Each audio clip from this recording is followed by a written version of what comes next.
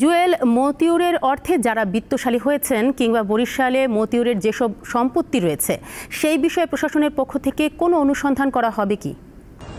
আসলে আলোচিত এই দুর্নীতিবাজ কর্মকর্তা মতিউর রহমানের যে অঢেল এবং সম্পদের যে বিত্ত বৈভব এর কিন্তু প্রভাব ছড়িয়েছে তার যে পৈতৃক বসতবাড়ি প্রত্যন্ত এলাকা বরিশালের মুলাদির কাজির চর। সেখানে কিন্তু মতিউর রহমান একটি নিজস্ব বলয় তৈরি করেছেন। তার সম্পদের যে বিবরণী আমরা এখানে লক্ষ্য করেছি যে এখানে কিন্তু গ্রামের মধ্যেও তিনি 2 কোটি টাকার আলিশান বাড়ি কিনেছেন সম্প্রতি, যদিও এটি তার ভাইয়ের নামে কেনা হয়েছে। এবং সংবাদে আপনি যেমনটি বলছিলেন যে রাজধানীতেও তার ভাইয়ের নামে তিনি শিল্প কারখানা পর্যন্ত গড়েছেন, টঙ্গীতে ট্রাভেল ব্যাগ তৈরির কারখানা পর্যন্ত কিন্তু গড়ে তোলা হয়েছে। এর বাইরে আমরা এলাকায় গিয়ে কিন্তু আরো চাঞ্চল্যকর তথ্য পেয়েছি।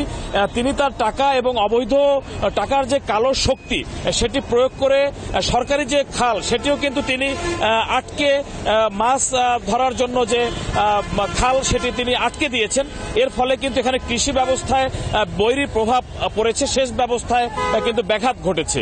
আমরা এখানকার আঞ্চলিক যিনি কর্মকর্তারা রয়েছেন, দুর্নীতি বিরোধী কাজ করেন, টিআইবির যিনি ট্রান্সপারেন্সি ইন্টারন্যাশনাল বাংলাদেশের বরিশাল জেলা কার্যালয়ের প্রধান অধ্যক্ষ ডক্টর জাহিদ হোসেনের সঙ্গে আমরা কথা বলেছি।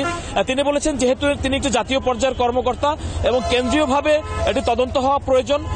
দুর্নীতি দমন আঞ্চলিকভাবে এখানের যে স্থানীয় দুর্নীতি দমন কমিশন রয়েছে তারা পৃথকভাবে এটি দুর্নীতি করার কোনো অবকাশ বা প্রয়োজন নেই, কেন্দ্রীয়ভাবে এটি তদন্ত হবে এমনটি তারা আমাদেরকে জানিয়েছে।